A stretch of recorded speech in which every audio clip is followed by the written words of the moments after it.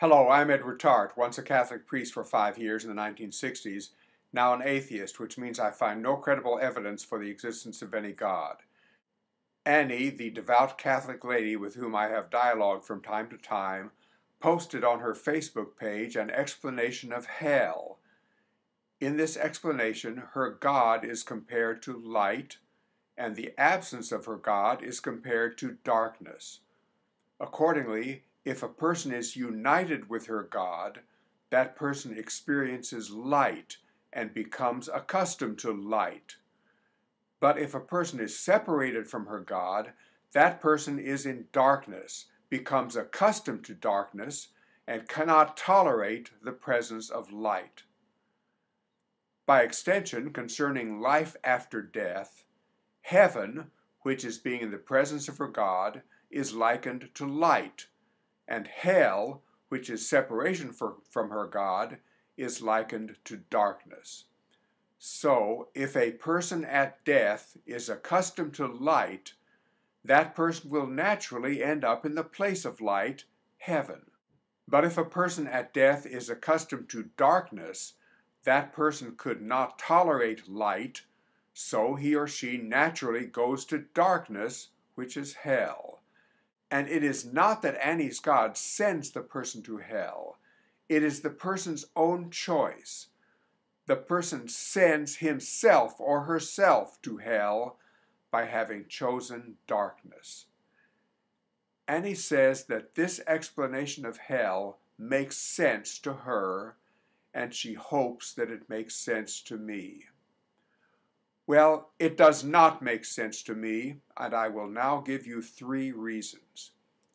First, it does not adequately express Catholic teaching on hell, the teaching that Annie's church requires her to accept. I know what the Catholic Church's teaching on hell is because I was taught it in the seminary, studying to be a Catholic priest, and I was a Catholic priest for 5 years.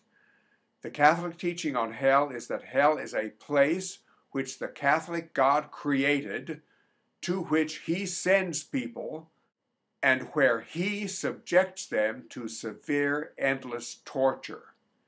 And after Judgment Day, this torture will afflict not only their souls, but also their bodies.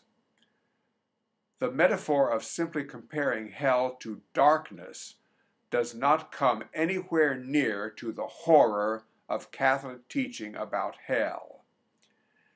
And the horror of hell, as taught by the Catholic Church and in other Christian denominations, is something that many Christians with a sense of justice and basic decency feel compelled to rationalize.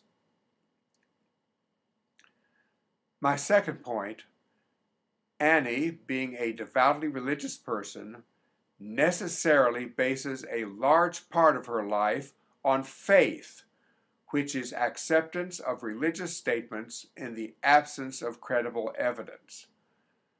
But I, an atheist, strive to base my entire life on reason and evidence, not on faith.